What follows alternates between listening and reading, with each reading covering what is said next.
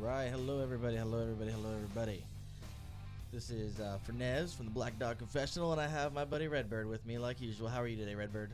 I like how you change it up every time. I did. I had to change it up because, we now did. You're just going by Fernez? What would you like me to be today? I like how you tell everybody that you're Fernez from the Black Dog Confessional. They're tuning in or downloading this on Stitcher, iTunes, or anywhere you can get podcasts from. They know what podcasts they're listening to. Chris hasn't had a snack yet, so he needs a Snickers bar. Now, if we were a guest on our guest's podcast, then that's how you can introduce yourself. well, let's get to our guest because, nobody wants to hear you anymore. Anyway, we have Stephon Williams with us today. Stephon, lot of respect. He runs his own podcast called Bowtie Conversations. Super excited to have him on because he does leadership training, and that's something that I'm huge in and something I love. So, Stephon, why don't you tell us a little bit about yourself? Yes. How y'all doing, everybody? Stephon Williams, retired United States Marine Corps Master Sergeant with over 21 plus years in service. I'm the owner and founder of Having a Better Understanding Leadership Development Training, which is called HABU Leadership Development Training. I've been doing it for about over a decade as a business owner and everything. And I'm just happy to be on the show, with you guys and just chop it up. We're happy to have you here, man. Thank you for the invite. Now, I got to throw something out real quick. You came in today in normal attire. Yes, this is Black Dog Confessional. This is Black Dog Confessional attire. Yes. Usually, if you tune into his podcast, he is a well-dressed man. He is a very well-dressed man. The man can rock a bow tie. The man can rock a bow tie. Steve can't even tie a tie. I can't. No, it's funny you bring that up because Gabriel wore a bow tie to prom yesterday, and he came home and I saw it on the counter, and I was thinking, oh, God, there is no way I can do that. And so him and Marina sat in the back room for like 30 minutes trying to figure out how to get this tie tied. And meanwhile, they're on YouTube watching videos. Hey, that's how I learned, man, on YouTube.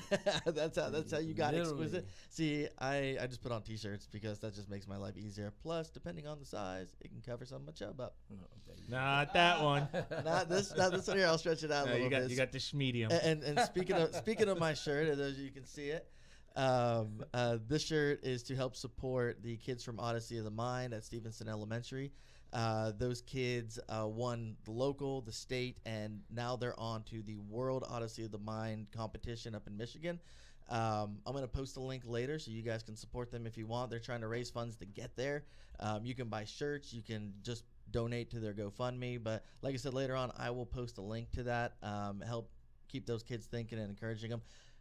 And this is something I didn't know that I learned about Chris the other day. Chris was in Odyssey of the Mind, which shocked me. I don't know why that's so shocking. I would think after 12 other podcasts and now the 13th podcast, you'd realize that I'm actually the brains behind this operation. And like I always say, I'm the beauty, you're the brains. I don't know we have any beauty. We do. We brought Stephon on. But other than that, we keep Jesse behind the camera. Yeah, because we can't have too much in front of the camera, you know what I mean? So I don't know that we've had some beautiful guests, but yeah. I think there's just smart and nerd. So thanks. All right. I'm glad your nipples have calmed down now. They're not gonna poke everybody out next. You have been obsessed with physique today. Again, we brought Stephon on. Yeah. So Chris, real quick, you being obsessed with physique. Yeah. What did you recently sign up for? Who'd you go talk to? So I went back and I hooked up with Mike. Let's see if I can do it this time. Stefano. Sure. Good. I always call him Mike D. Stefano or Mike D. Anyway, after Mike was on the podcast, him and I, we've been friends for a while and been talking. And I went down yesterday and met with him at his gym, Recruit Strength, and I went ahead and got signed up there. So I will, after this, probably go down there and hit a workout in and try to get back actually moving weights around again. Luckily for me, it's 24 hours, so I can go in there in the morning or late at night when nobody else is there and embarrass myself until I can get back to some respectable strength because it's a strictly powerlifting strongman gym. Oh, okay. Yeah. Well, you can do functional fitness there, I guess, but that's what it's mainly centered around. And so right now, while I'm just trying to get my muscles stretched out again, I don't know that I want to be in there benching and deadlifting around other people. Give me a couple months, let me get my numbers back up, and then maybe I'll go when there's people there. Awesome. Now, Stephon, you teach leadership stuff. Tell us a little bit about why you do that. Why do you teach leadership work?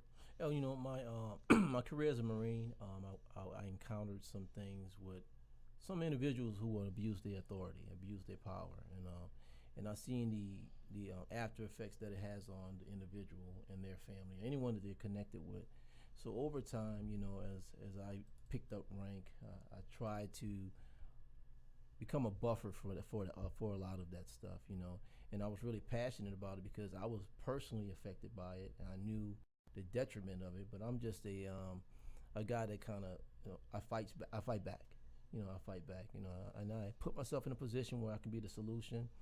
And just watching me put myself out front first for my troops and things, and saving them from some of the shrapnel that certain leaders will actually throw at you when they blow up. The friendly fire. The friendly fire. Some of it was friendly, some of it was not. But it just, as I ascended to the higher levels, I just had the opportunity to impact change. And I seen that, hey, you know what, this is my thing, this is my purpose. And everything after that led to where I'm at today. Now, I always ask this question. We use the word leadership all the time. Can you define the word leadership as if you were defining it to a 4-year-old child? Okay, a leadership is basically a person that has a certain amount of power where they can care for you, share with you, teach you, and guide you to do something that they want you to do for them. But also it should be a win-win, not always a win-lose, where they win and you lose. Yeah, we were talking, I operate on this mentality of like this bee theory where the queen needs the hive to thrive. Yes. And go ahead, I'm sorry. Yeah, no. And, just the whole mentality behind development, progress, how things are built, and what people's strengths are, what people's weaknesses are, and how to develop upon those weaknesses.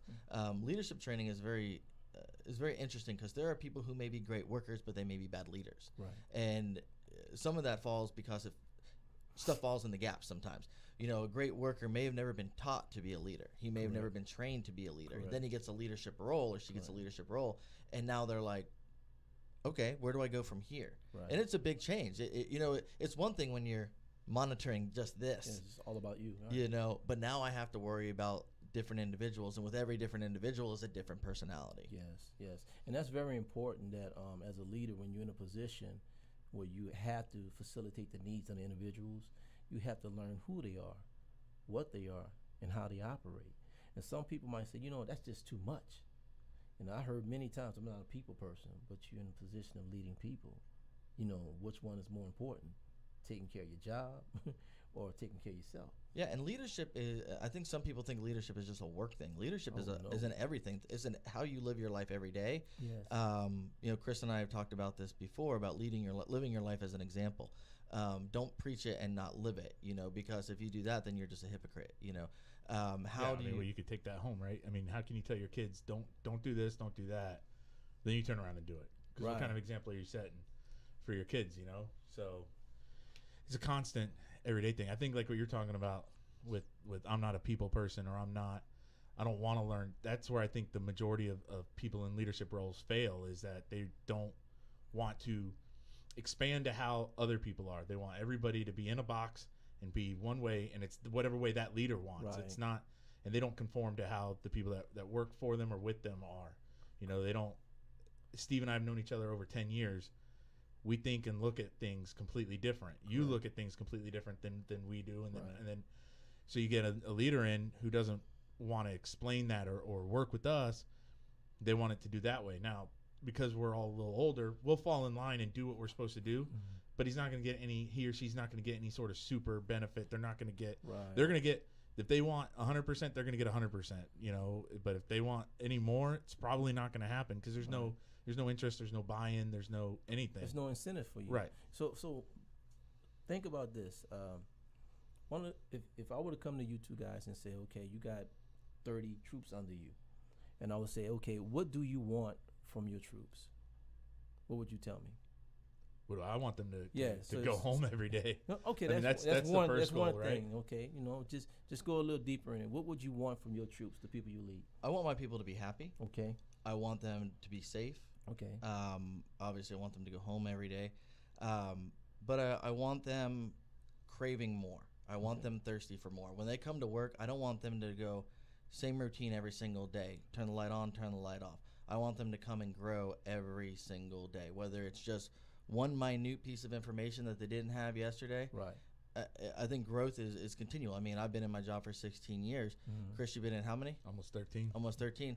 I pick up the phone and call Chris. There's things that Chris is specialized in that maybe I didn't specialize in, and vice versa. I don't go into the mindset that I know everything, and even though I'm upper in rank, I still have to make those phone calls sometimes to actually discuss things. Because for me, I have to discuss and learn. And the same thing I want for my troops is that when they come in, I want them to constantly be wanting more, constantly be wanting to develop. Okay. So you're saying that you want them to be in an environment where they're growing. Absolutely. Where they're learning. Yeah, I think that's one of the biggest marks of a leader, right? Is if my goal is to be in charge of everything by being in charge of nothing. You know, I want you guys working for me. Sure, the buck ends with me and I make the ultimate decision, but if I've grown you to the point where I can trust you to do the work, then I can just sit back and reap the benefits and make sure you get the props when things go right, and I take the bullets when things go bad. So see, everything that you're both talking about is about how they feel about the environment you set up. Right. You know, so most leaders won't understand that, hey, you have to provide them something. So if I ask that question a lot. I say, okay, what do you want from your people? Higher performance, commitment. I want them to be loyal. You know, loyal's big. You know, I want them to be committed. I want them to be creative. I want them to be motivated to do more. And you know, but you're using specific words, and I'll go back to what I said before. How do we define that to a 4-year-old child? There's a lot of adults who, if you ask them what the definition of integrity is, they look at you and go, well, integrity means integrity. No, what does integrity mean? Right. What does character mean? Right. You know. So we are governed by rules and regulations and laws, and y'all both know that, right? And so laws are made to be broken. Rules are made to be followed. So when we ask a kid, okay, what is integrity? If I've taught you what the right thing is, I shouldn't be around when you do it or do not do it. You know, you should know to do the right thing when I'm not being watched, or you're not being watched. That's a big problem with a lot of people.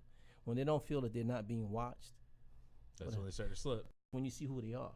So if I got to stay on you tight like that, you know, I can't turn my head because I never know what might happen. Same thing with leadership. Right. If you're not giving them, you're not being trustworthy toward them, you don't show them no respect, there's no such a commitment as you want from there, you're going to see the opposite on the performance side of the house. Well, you know, we don't trust so-and-so. I'm not putting in no extra hours. I'm just do bare minimum and get myself on home, you know. So it's one of the things I talk about. If you want so much from your people, you have to invest in your people, and that's what both of you are talking about. Absolutely. If you want them to come home safe, you showing them that you care. Right. So there are 4 core when you're talking about leadership and just talking about motivation of people. 1, they need to be able to express themselves. I need to know that I can tell you what's on my mind. 2, that you understand where I'm coming from, and I can only get that from communicating with you. 3, you got to show me that you value me, and if I feel valued, if I feel like I belong to the team, that I'm loved, you know, that's going to change the way I feel about the team. And 4, that you give me some type of autonomy with my life and my career. That's why we do wish lists and, hey, I want to do this and do that. Leaders, when we look at those 4 pillars and we apply them, you know, in a certain way, we see the difference of how people act under our leadership. They'll tell you stuff like that. You know what? And he understands me, man. He listens. He gives me my time. So that's it. You have to listen, though, right? Yeah, you got to. Because I've worked for people who will say, all right, so tell me, what do you think I'm doing good? What do you think I'm doing bad? And you tell them, and then it's in one ear, out the other. Yes. If you're going to have it, you have to listen. They hear the good, they don't hear the bad. Right. And I pay more attention to the bad. I mean, the guys and girls that work with me and for me, and my wife will tell you, I constantly ask her, hey, what am I doing good, and what do I need to work on? And I ask my kids, my 8-year-old. Awesome, well, because, again, if you don't know, and especially in a relationship with my wife, but even then at work, luckily the guys and girls that work for me, I've known my entire career, so I think they're all fairly comfortable enough to come sit down in my office and go, hey, man, this thing you're doing, it's kind of jacked up, and this is, and we can talk about it. Yeah. You know, and sometimes we still do it my way, and sometimes we do it the way they suggested, but we work through it, and to get to a why, you know, when they walk out of the room, now they understand why. Because what I failed there was I didn't explain the why to them well enough, why we were doing it that way. And then the other thing with creative thing you were talking about, you have to let people be creative. Yes. You have to let people free think. Oh my God. I've had guys come to me and they're like, nobody on my squad can do anything, you know, and then their phone will ring and they'll answer and like, no, do this, and then call me back. And they'll hang up. See, Stephon can't think. And I'm like, well, what's he doing? Well, he's got to call me every 5 seconds, or I got to make sure he's not screwing it up. I'm like, it's not them that can't think. You won't let them do that. You have to let them and give them that ability to free think. Micromanagement chokes the productivity and the life out of any team. Yeah. Period. And because it kills them in that realm of creativity. Right. Now, They stop thinking, right? Right. Because You they're just spend more time doing what you're doing, fixing it. right. You know. Yeah, Well, what we're going to do is when we get back, what you basically just touched on was called emotional intelligence, right? A lot of emotional intelligence stuff. Has a When lot to do with it, yeah. when we get back, we're going to talk about emotional intelligence and how to drive people forward, right? We'll go, let's get it. All right. We'll be right back.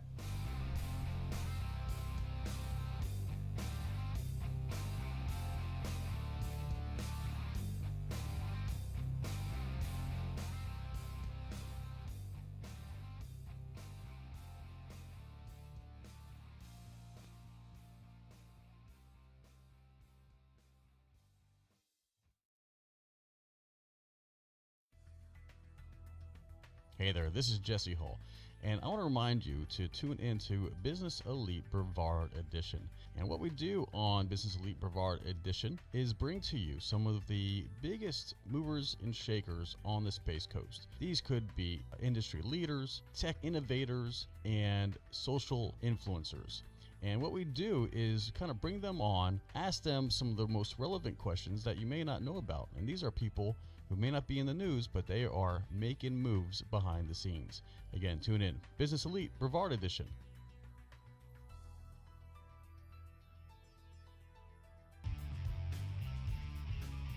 Hey, I'm Vinny with the all-new Vinny Marino podcast. I want you to join me every other Monday as we tackle all the craziest headlines from around Florida and truly explore and uncover what's missing. Also, we will invite the exciting guests from our community who have seen it all and aren't afraid to spill the beans about it. And finally, we can't forget about Vinny's top 3 rants and raves about traffic, restaurants, and events. Join us on Facebook as we go live and bring you behind the scenes of each show and let you be a part of it. The Vinny Marino Podcast, all Space Coast, super raw and unedited, straight to your dome all the time, live from the Space Coast Podcast Studios. Listen everywhere you find podcasts.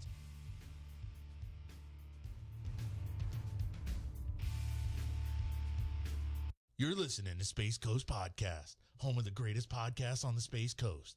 If you're interested in becoming a sponsor or having your own show, email us at spacecoastpodcast@hotmail.com. Space Coast Podcast. Talk hard!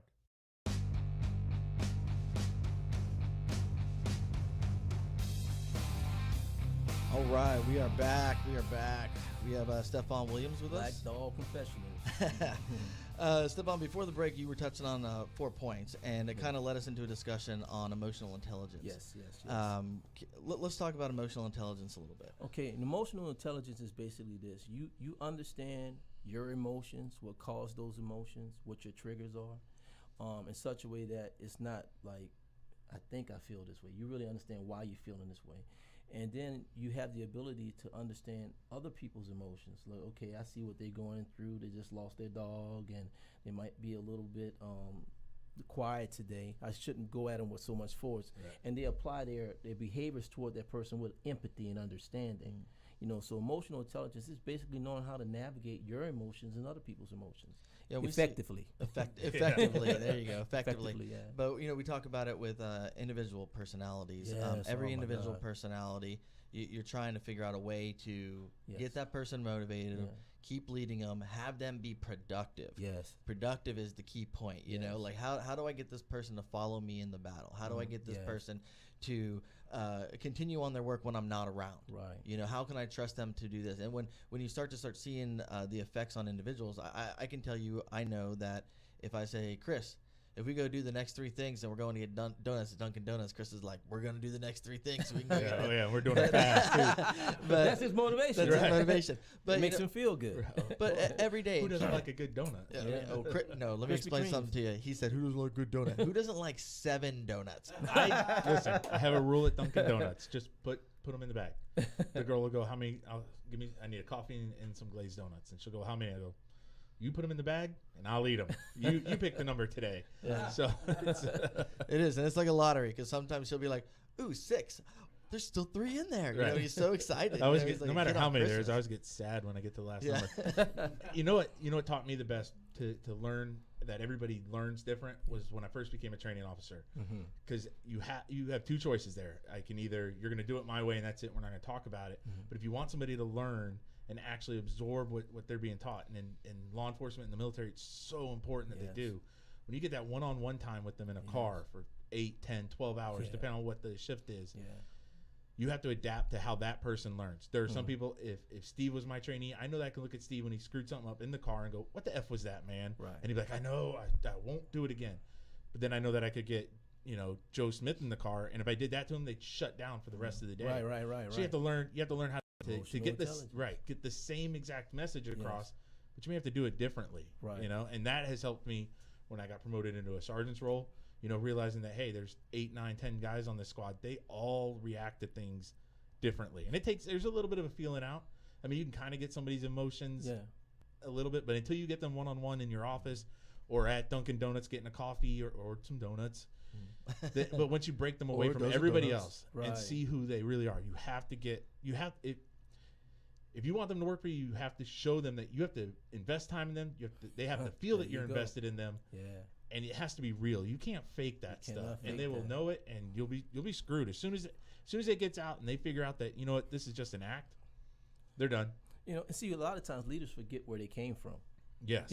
When you're in a follower position, you're watching everything your leader does. You know who's the favorite. You know their moods and things like that, but they rarely know you. Right. So when you actually sit down kneecap to kneecap, what we call in the Marine Corps, hey, we're gonna have kneecap to kneecap discussion, and you get to understand that person, what motivates them. Matter of fact, in my book, Stephonisms, my thoughts, my words, my experiences, I broke down the word on leadership. Leverage every asset, develop every resource, set the example, hone on individual potential. So when you look at that, it's telling the leader, these are the steps you must take. You got to leverage every asset, your human assets. You got to develop every resource. Your humans are your resource. Right. You know what I'm saying? So you have to set the example. You have to model the behavior you want them to follow. Then you want to really dig deep, kneecap to kneecap, and hone the individual, not team, but the individual on your team, their individual potential. That is leadership. And that's what I tell a lot of the younger guys when I'm like, hey, you should do this, you should go back to college. All these things I tell people to do, they're like, I'm not ready to do that right now. I kind of want to do this, kind of want to do it. Well, here's the deal. You can be generic soda, or if you walked in Publix right now and you could buy generic soda or you could buy Pepsi, which one are you going to buy? Same price. They're like, well, I'm going to buy Pepsi. Why? Well, I know what Pepsi is. It's a brand, the packaging. Okay, but why? And they're like, well, that's the reason. It's not the ingredient. And I said, so you have to figure out a way to market yourself, develop yourself, so that people know who you are. Yes. They recognize your brand. They recognize your face. Yes. When they talk about Chris Cardinal, they go, oh, I know that guy. I know that guy, Chris Cardinal. I heard he's been doing this. I saw him at that. All different things that can make your product better. Yes. Everything that goes into making what that brand name is that you wanted to buy because it was the same price as this one. What was the reason you bought it? And at the end of it, they were like, well, it's the label. It's, the history to it. I've always had, that's part of I've grown up on that. Okay. So what's going to get you to that point? What's going to get you to go back to school? What's going to get you to be a marketable product? What's not going to let you make it so you disappear? We want to make you so you're stronger, so you're better, so you move forward, so that people recognize you when you walk in the room. What's going to do that? So I got a question for you. If you can tell me which boss, leader, however we want to entitle it is, which person in your life, in your professional life, has left the best impression on you, and that you will work with them or for them at any time? Oh, I can name off several, but I'll tell you one. Tell me what they did. Tell me. Okay, what they did. I'll give you one example. Since you just retired to be a chief somewhere else, Commander now chief Chief. And he did get promoted to chief before he left. Right before he left. Greg Purdon, the day that Deputy Barbara Pill got killed, Greg Purdon was the incident commander at that scene. I was an agent. I wound up being second on scene, actually second or third on scene. We all kind of got there at the same time when the car had gone in the ditch. After we extracted the guy out and he was secured, I walked back over to where Greg Purdon was, And at that time, I had just learned who had been shot. All I had known at that time was that a law enforcement officer had been shot. Once I got over there, Greg Purdon told me, and I said, well, how bad is it? And he goes, it's not good. And I said, all right, what do you need to be done? And I watched that dude run that scene like a boss. And at the end of it, after, everything that was sad that happened, everything that went into the investigations, everything that went into scene security and all of that, I remember driving away thinking, that's what I want. I want to be like that. When the shit hit the fan, it is, emotionally exhausting, physically exhausting, everything's, wearing you down. Dude stood there and he ran it like a boss. And I was like, there was so many police officers there from all these different agencies. And I thought, that man just controlled that whole thing in utter chaos and turned it into a successfully locked down scene investigation and helped push it into the next phase of the investigation. And that's what I thought an incident commander was. And for me, I said, how do I get to be that mindset? How do I get to be in control to where, like, I can say, we got to get to work, and this is how we're going to do it. You do this, this, this, this, and this. I need a map of that, and I need this. We got to go, and that was what happened. And in my mind, even being only a few years on the road at the time, driving away, I thought, how do I get to that? How do I get to that type of leadership mindset? So he left a lasting impression on you by his actions. Absolutely. So you'll never forget that name, because that name is really tied into his actions. Right. Your name means things. It's not just what they call you, it's what you leave. It's your legacy. Like you're saying, that guy, I can remember that girl, what she did and how she made you feel and what example she set. He showed you what leadership was. He had to have a presence of mind. He had to have control. He had to have foresight. He had to have communication skills, where you watch him flawlessly manage a diverse group of people from different agencies and lock down a scene, and where you are, that's what I want to be. So that's when your leadership impacts people on a positive note, but it also does it on a negative note. That's why it's important that as we move up in levels, we have to expand ourselves with the understanding of people. We're not leading machines, we're leading human beings. We have to understand people. And as a leader, if you go up on another level, you have to really be about the people. But in order to be about the people, you have to develop yourself. And if you don't have the resources around you or the people around you to mold you and mentor you correctly, you got to seek outside help. That's what the leadership development training companies about, like myself. And that's where we see a lot of people put less emphasis on getting the appropriate training. We can get our technical training, our tactical training, but what about our people training? Oh, absolutely. I can tell you, when we became sergeants, we had to go to a leadership course, and part of it was taught by one of the commanders, and he showed a video by a leadership speaker by the name of Drew Dudley.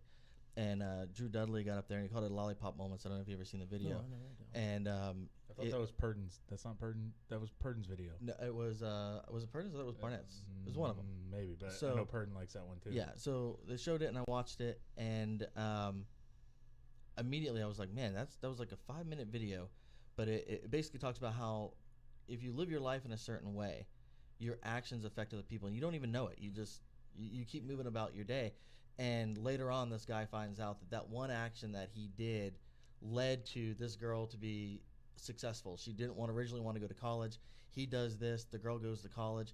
The guy that he actually jokes around with this whole lollipop thing, they wind up falling in love. They got married, and so she came to him at the end and said, hey, you don't know me, you're not going to remember me, but this is how you impacted my life 4 years ago. And he was like, I love this story, I love everything about it, I don't remember it. It sounds like me, I know it's me. She explained me down to a T, but I do this so routinely that it's just how I live my life, And he goes into talking about getting away from random acts of kindness and getting into purposeful acts of kindness. Yes. Don't buy Starbucks from the person behind you because you're living off the same. 6 months ago, I bought somebody's coffee behind me at Starbucks. Guess what? If that person's in line at Starbucks, they could afford freaking Starbucks. what are you doing for underprivileged? What are you doing for this?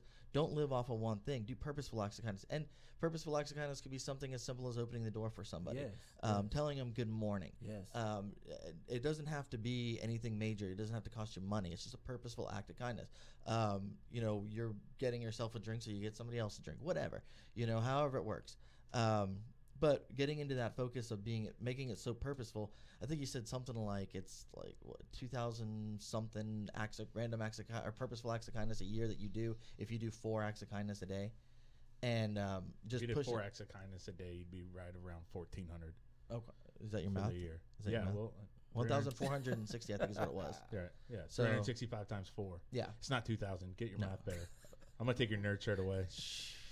math is not my strong suit. Yeah. I want to jump back on something that you was talking about, Chris. Still in the line with emotional intelligence. Yeah, you gotta cut Steve off. Dude. Yeah, He'll just keep going. Anybody who wants to watch the Dudley talk, it's a TEDx talk. You can look at it on YouTube. Don't let Steve steal the credit. we were talking off the air, and we was talking about feedback, right? And how some people like to do the peanut butter sandwich or the doodle sandwich, the compliment sandwich. Yeah. So I hate the compliment sandwich. Let's talk about that. So personally, my personal belief with the compliment sandwich is, and for anyone who doesn't know what the compliment sandwich is, I pull Stephon in my office. I say, hey man, you're doing a really good job out there on this, but you're really screwing this up, and you need to get better at it. Blah blah blah. And then you spend 2 minutes praising them, 15 minutes berating them, and then you leave them with but hey man, you're doing a real good job, real proud of you. See you later.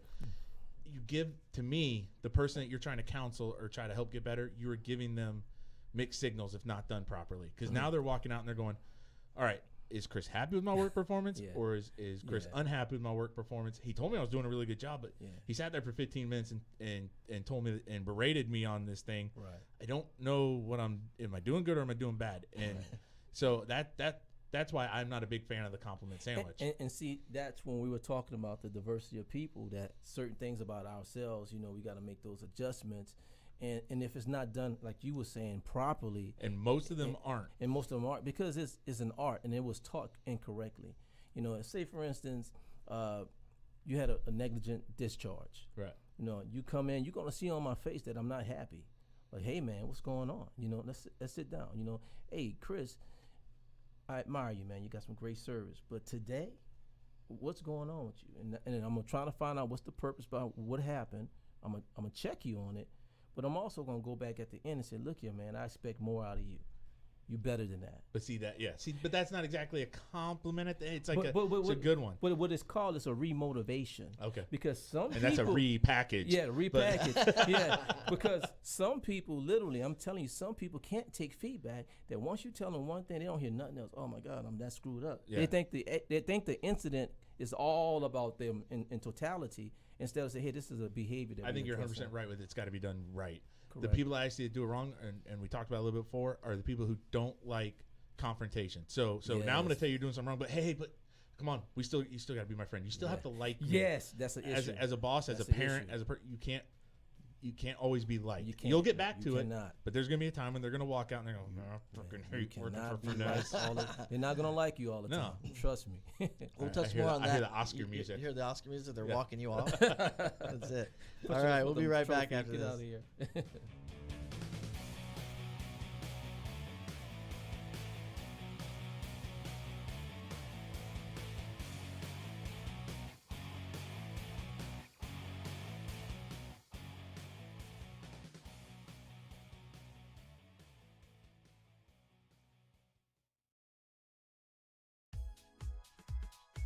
Are you ready to explore the world? Travel to exotic locations and live your best life with Anytime Travel Solutions. Anytime Travel Solutions are your worldwide, unbiased concierge with access to real inventory of hotels, cruises, railroads, tours, and all of the best excursions. Anytime Travel Solutions realizes how fun it is to plan your own vacations, so we have the option to search vacations and book safely on our website, or you can visit us in our conveniently located offices in downtown Melbourne, Florida. Did you know travel is proven to benefit your health, both physically and mentally? We have 3 decades serving travelers and making dreams come true. So ask yourself, If not now, when? Call Ceci today to begin your adventure. Dial 321-779-4285 or visit anytimebookings.com. That's anytimebookings.com. You're listening to Space Coast Podcast, home of the greatest podcasts on the Space Coast. If you're interested in becoming a sponsor or having your own show, email us at spacecoastpodcast@hotmail.com. Space Coast Podcast. Talk hard! All right, we are back. I don't know whoever that voice is that does those ads. Amazing, aren't they? It gets your little nipples going again, Stevie. Look at them. All right, we were talking about leadership techniques with Stephon. One of the things we were talking about was the why. Yeah, the why. Let's get back to the why. Let's go ahead, Stephon. Let's hear about that. A lot of times that people hear the word why from let's say our generation. You know, we're used to saying, "Hey, do what you're told," And you go do it. and you go do it. You know, and that's the world we were living in, and don't question authority. Right. That's the world we were living in. Now we're in an information age where you want question why, you want to know why. You know, and people, if you look at it at a deeper perspective, you want to know what's your purpose. What's the purpose of me applying myself in this world? What's the purpose of me applying myself in this job? And then you might have to go deeper in the purpose to make them real. You know what? I am being a protector of the citizens. You know, I am keeping people safe. You know, I am doing something that most people can't do. I am putting my life on the line. I have purpose. I am valuable to society. You see what I mean? So when you speak that into them and you share with them the deeper why, now they'll do more for you because they understand what's motivating them to do what they do. I agree 100%. If you can get the why across, and in anything, I mean, that's the big scope of just getting them going. But just anything little, if you said, if you got to pull somebody into your office and go, hey, look, we're getting complaints about citizens that you're speeding. Here's why we don't speed. Look, think about this. We got accidents, we got this, but you're also rolling around in a marked billboard that says sheriff on there. We have to set the example for the motoring public. If you're driving 60 miles an hour in a 30-mile-an-hour zone, who are you then to pull the person over that's doing 40? You know, so once you explain the why, then they start to think about it a little bit more and they go, all right, I get it. And then they slow down to 55 because they dropped at 5, but they're still hauling ass through. But they've at least slowed it down a little bit. But no, and you're right. You know, breaking it down to that why is what gets people to buy into you also, because it's one thing when you're that guy that says, I told you to do this, and they go, why? And you go, because I said. And they go, well, man, this guy's an idiot. He has no idea why he's telling me to do it in the first place. Yes. And that just doesn't work with the new generation, and not the new generation necessarily of millennials, Right. but just the new generation Of of information. the new workforce that's coming in. You know, you could be 22 starting out at a job, you could be 52 starting out at a job. They're still the same. They want to know now, why am I doing this? Why are we doing it this way? Why? And in our job, even the older people who have been around, you know, the guys who've been doing it 15, 20 years. Why are we changing it? Why are we changing things? Because you want to try to get something changed in law enforcement.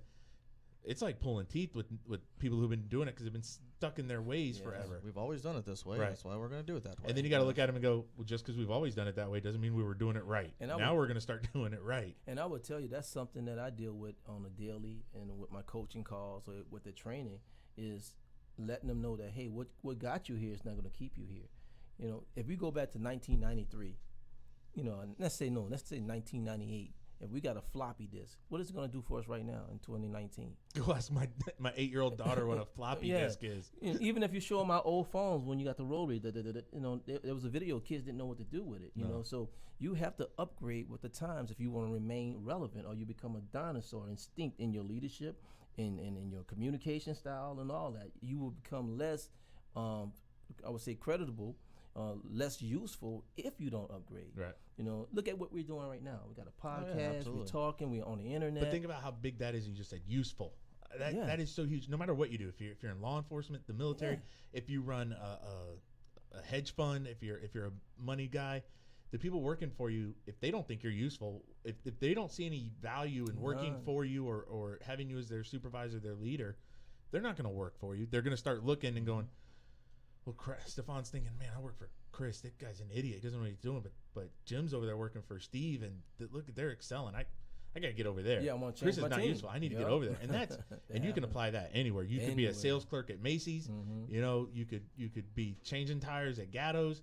you know, law enforcement. It doesn't matter. You can be in a relationship. Oh, yeah, absolutely. Yeah. You know, but You can be in a you can even bring it relationship. even more recent. Think about a few years back when the space program shut down, and everybody's like, "Well, what are we gonna do now? We've always done it like this. What's now? The world's gonna fall apart. Everything's gonna close."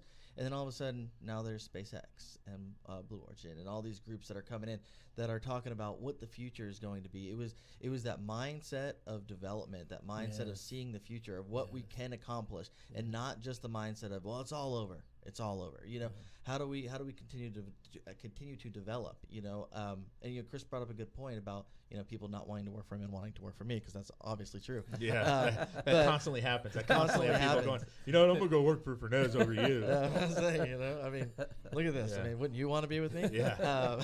And that's how most people think, though. You know, I'm the ish. Right. You know what I'm saying? You gotta come hang out with me. Yeah, I breed succeeders, you know, successors, you know, and all this good stuff, you know. But you know, we're getting back to the why. I Hold can't on. tell you. Well, yeah, but you touched on something there real quick though. Breeding other leaders, because that's huge too, right? If you're not developing the person to take your spot, then what are you doing? You know, and that's a big problem with leaders too. Is they're afraid. They're afraid. I'm afraid to develop Steve because Steve's going to take my spot. What happens to me now? Right. Well, hopefully, That's very I'm common. either getting mentored by somebody above me to take their spot, and they're moving up. I think in a mentor relationship, you have to have two, right? You have to have a mentee, someone that you can work with and help, but you need to have a mentor. You know, I need to help Steve, but I need to have you helping me Right. move up that chain, and then we all connect. Absolutely. just drag up. And right? even on the A other side rising of it. tide lifts all boats, ships, Absolutely. whatever Ships, the whatever the thing is, whatever that old saying is. right. You can go you can put that one in criticisms. Yeah. But you know, Hey, you bring the up a book, good man. point. It is. You bring up a good point with the you know, people moving on. Like there's some people that are like, well, you can't leave working for me because that makes me look bad that you want to go.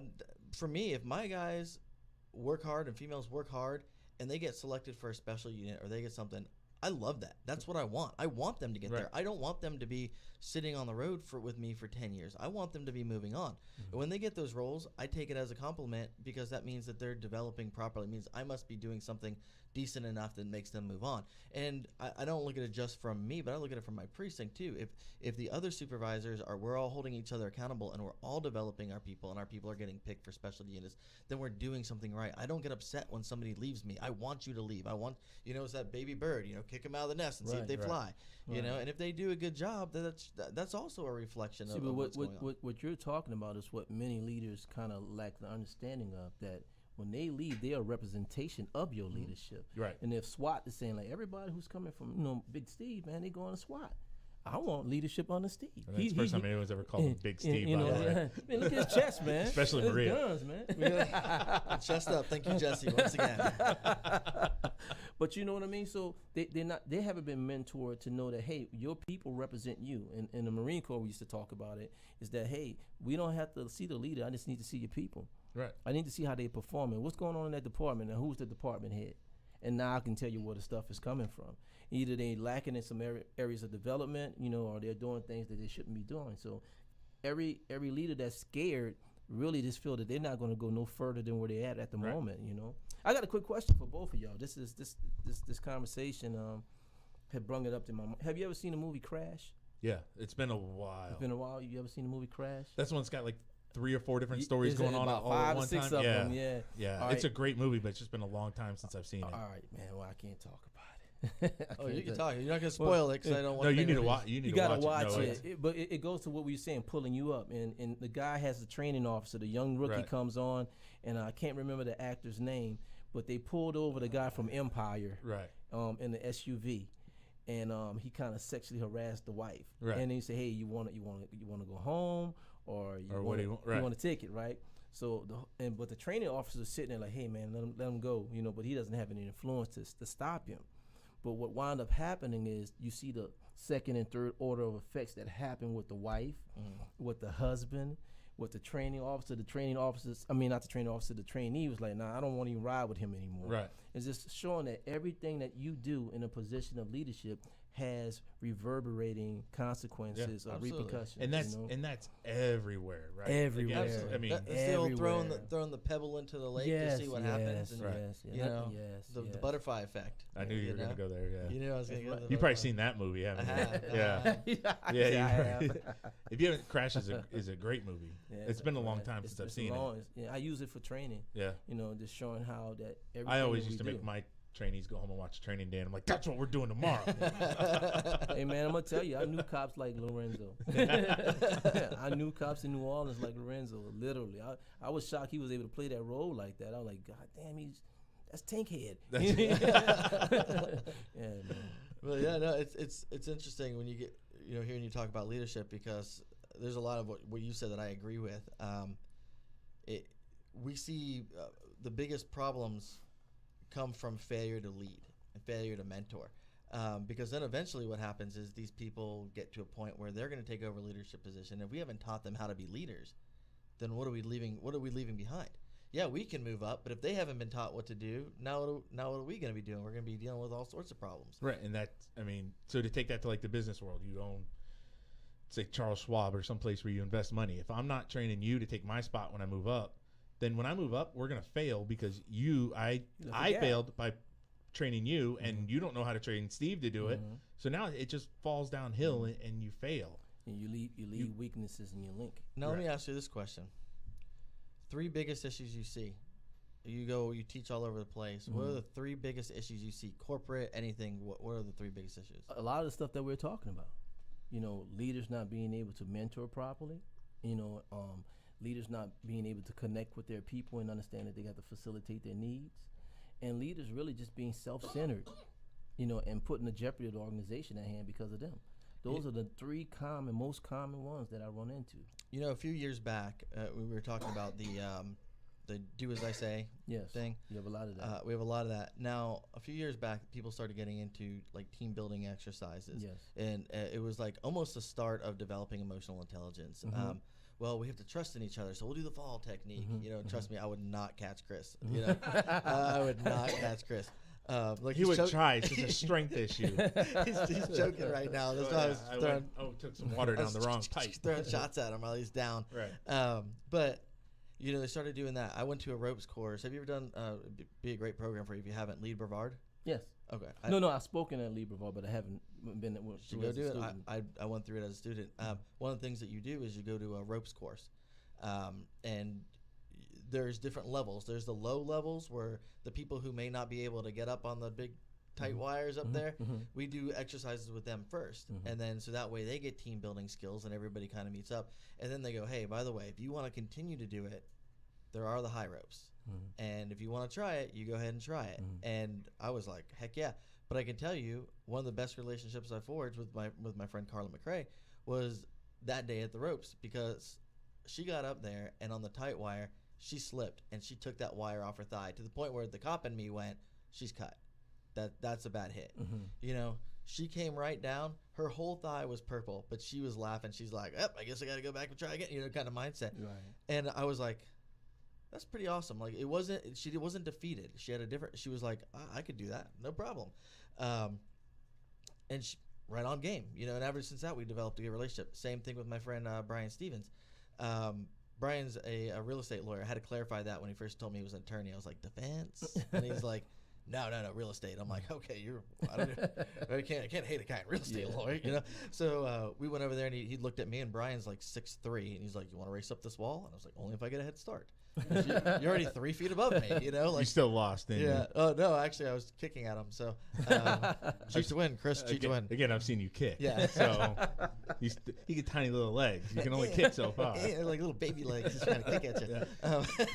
But it forged a good relationship out there. From that point is where we started to build emotional intelligence, because then I started finding out about Brian and his family, Carla and her family, going out for meals and sitting down and breaking bread and getting that emotional intelligence to the point where I go, all right, cool. They have a total different thought process on leadership because they're in the corporate field. I have a mindset that was raised in a law enforcement field. Right. So now looking at networking and the social aspect of partnerships and leadership, this is what I need to work on. So I learned about that through lead, dealing with all those type of people is how do I develop that network? How do I develop that partnership? That person that I may need to reach out to that may work for Harris or strategic partnerships. Yeah, and that's a big thing. You talk about strategic partnerships a little bit? Oh, man, listen, the power of people. That's what I'm about, human capital development. So you cannot have any development without having any interaction with people who are different from you. You know, so those strategic partnerships, like some people might not know how to start a conversation.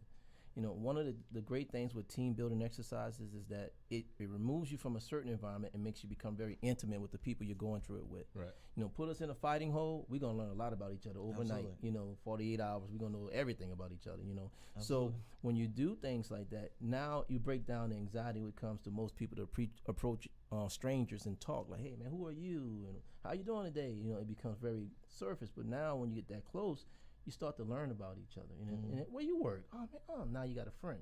Now you have a connection. You know, now is a win-win. Hey, I'm over here, you over here. Let's maintain this relationship. So relationship maintenance is very important. How do you maintain it? You can't let it go too long without having lunch, without having a phone call, without having a beer or something like that. And those things are taught in a lot of my leadership workshops. So that, hey, now let's get away from all this suit and tie. Let's talk about people. See, I understand the dynamics of people. And if you go to, I don't want to say, they got a lot of canned leadership programs out here that I went to see. I want to see what's out there. And then being in the military, we had a lot of consultants come in. I'm like, man, this is bull crap. You know, the Marine Corps teaches better than this. So when you go to a training function that talks about the psychology of people, where I go, that's why I have having a better understanding. I want you to know what motivates people, what connects people, what disconnects people.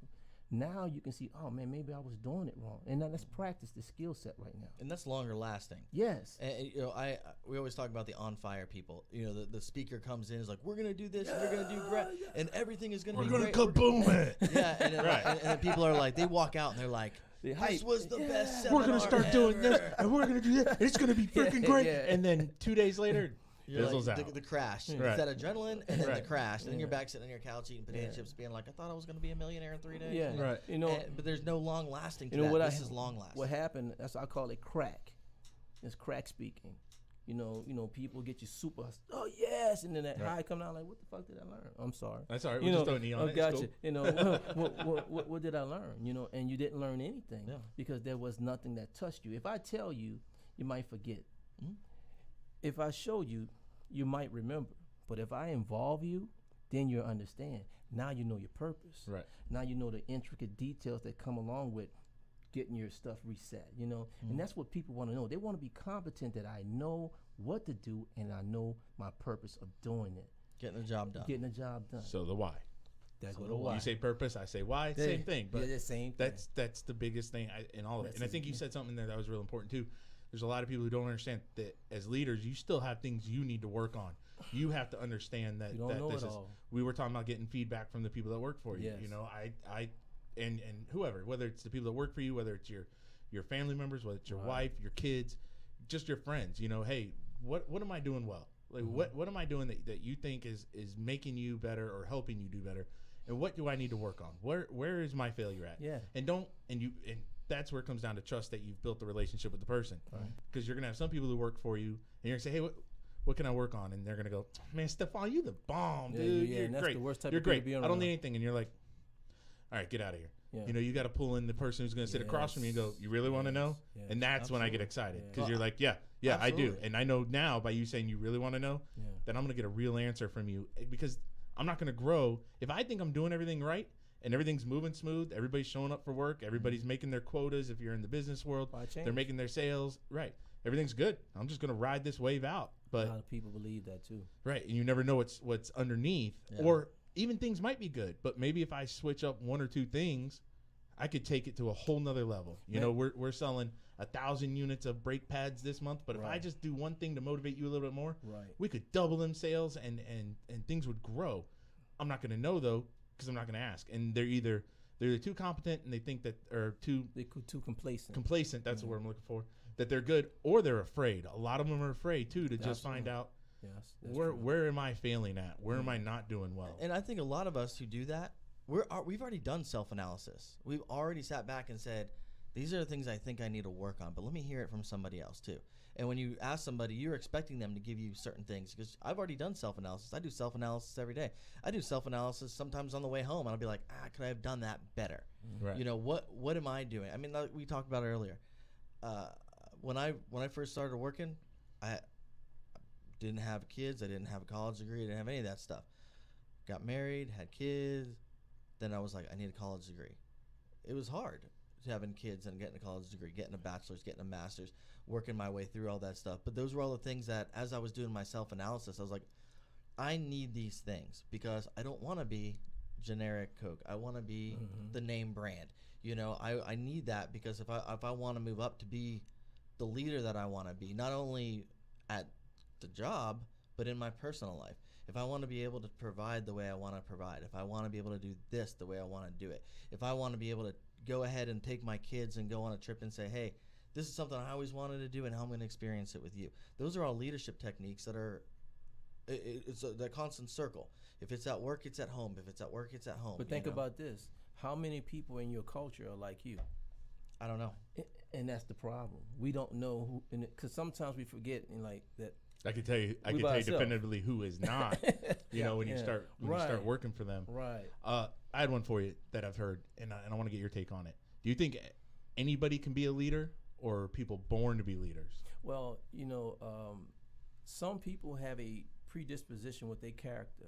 For it, they might be talkative, they're really easy to like, and things like that. That'll kind of give them a head. You just hit Steve. Yeah, give them a head start. People just like them; they're very comfortable with. Right. Eventually, they fizzle out when you realize they don't know what they're doing and that they're if they're not developed. I wasn't talking about you, Steve. It's all right. But see, here's the thing: you have different types of leaders. Right. You got different levels of skill sets. Just like a boxer, you got fourth rate, third rate, second rate, first rate fighters. They all fighters, but they at a certain level. Right. So leaders can be developed. No, they're not born. They are cultivated, and I would say cult. Well, you know what I'm trying to say. Right. So they all develop based on the environments that they come up in, based on the mentorship they have, based on their own self-drives that, you know, hey, to be better, self-development. I'm a self-development guy.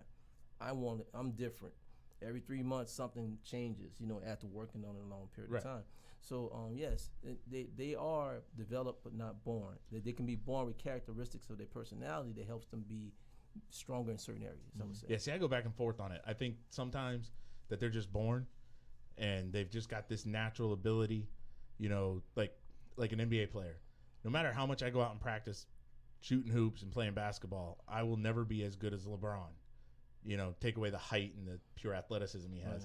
But he's got a natural God-given and the fact talent that he's to be that. 7'1" and weighs the same as you. But see, Yeah, but everything you're saying. But you know what I'm saying? But the same token, I can go out there, though, and practice basketball and become good. I just may not be as good as LeBron. But his predisposition, it was developed over time with practice and practice. Right. So he has a head start. But yeah, and then I go back to maybe, and I think everybody has qualities in them that can be developed. Yes, it's absolutely. up to their current leader to develop them. And I think we were talking about a little earlier when you take somebody who's really good at technical stuff and now you make them a leader. Yeah.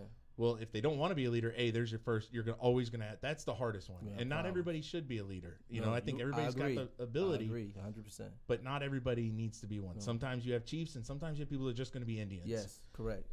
Native Americans, indigenous people. But I understand where you're coming from. The cliche, you wouldn't be discriminatory. No, I'm just making sure that I don't want to get any. I never know what Steve is going to claim as his nationality this week, so I don't want to make sure that he's good. Right. So I always stick with uber white. I am uber white. That's weird because sometimes you're Puerto Rican. No, my wife is Puerto Rican. I just eat a lot of Puerto Rican food. Yeah, but then you try to claim that as you. There's at least 40 pounds of Puerto Rican on me right now. You know, I have seen your wife, and she doesn't look like that, so I don't think you can blame it on the Puerto Rican food. I have a predisposition, Chris. But yeah, so that's your first hurdle, right? Once but if you had the leader have developed some skill set in them, if they want to be a leader, that's the first step. I think anybody can be developed to it if they want to, and they have the ability to listen to the advice given them, and then they need the mentor. So back to you need a mentor and you need to mentee somebody. Right. You have to be the mentorship sandwich. I'm good with that sandwich. Maybe not compliment. But I'm also good at ham sandwich right about now. I am too. So, all right, to wrap it up, Stephon, we really appreciate you coming on. Thanks for having me. We need to do some plugs. Yeah, absolutely. Yeah. I'm about to say, because if y'all aren't watching Bowtie Conversations, you need to watch some Bowtie Conversations. Give it a listen. It's actually, Steve, it's right here on the Space Coast Podcast family. That's where I was going with it. yes. That's where we're going. You can find it on Space Coast iTunes. You can find it on all the different avenues that you find us on. You can find that one on. All right, so Chris, can you pass me that, please? I will pass. This is mine, so don't. Mine's over there with my sunglasses and my keys. Tell me about this. Stephonisms, it's a collection of my sayings, my philosophy, and a couple of stories about self-empowerment and self-development. A lot of people believe that the keys to their success is outside of their hands when it's really sitting inside of them. So I share a lot of the principles or what I would say tenets that I govern myself by. And believe it or not, the people asked for it. They wanted it. I used to just post it online and then they wanted it. However, we talked a lot about leadership. And if you are a manager, if you're a company and you want interactive, engaging, strong leadership training that's going to leave an impression, that's going to leave you with practical skills, follow me at StephonWilliams.com. On IG, Stephon Williams as well. But my company name is Habu, HABU Leadership Development Training. And StephonWilliams.com is the website. You can follow me and find out what I do and what services I offer as well. Awesome. Cool. I like they said leadership train just as the train came through in the background there. Yeah, it is. perfect. I know Like what you that knew. was. I This thought it is was like this. twice today. I He's know. had like good timing. Good Like timing. before the song came on, that was like super pumped up, and he just walks in the door right behind me, and I was like, yes. I thought he was going And to then, RKO. I think that was the first time Steve had met you. So I think at first he turned around and then looked up and went, Yeah. "Oh, Yeah, I did. shit!" Surprise. Oh, I turned around and saw pectoral muscles, and I was like, those aren't usually in here. What's going on? Where'd those come from, But like I said, we really appreciate you coming on. Thank you, brothers. I Anytime appreciate you want to that. come back, we'll have it. I'd like to do a little cross up too. We'll do bow tie conversation. Dude, can we make Steve wear a bow tie if we come over to yours? Yeah, we're gonna do that, Bro, We're gonna do it. I They Both don't of make. y'all. They don't make. They don't, oh, I can figure it out. They don't make zip up bow ties though. Yes, they do. They do? Yeah. Oh, okay. Because when Steve was an investigator, he had zip up ties. Those are my call out ties, bro. Like 3 o'clock in the morning, that phone goes off. You're like, zip, I'm ready to go. But anyway, like I said, we thank you for coming out, Hey, Jesse. Like always, thank you. And you can play us out, brother. Everybody, be safe out there. Oh wait. Whoa, what's going on? What's going on? Saturday, May 4th. This coming Saturday Go is for the it. Carrie Ann DeMont 5K at Max Brewer Bridge in Titusville. If you haven't registered yet, go register online. Get out there. Bill DeMont will be there. You can get on their website, the Carrie Ann DeMont Foundation, and I think there's a link there to register. And I will be there. I'm sure Steve will not because he'll find a reason not to go do the 5K on a Look at Saturday. that. He's trying to call me out right now. Oh, All right. it's May the 4th, so you'll be watching a Star Wars It is. marathon. May the 4th be with you, All everybody. May the geeked 4th out. be with you. I'll post up a link for that on the Facebook page also. All right, y'all be safe.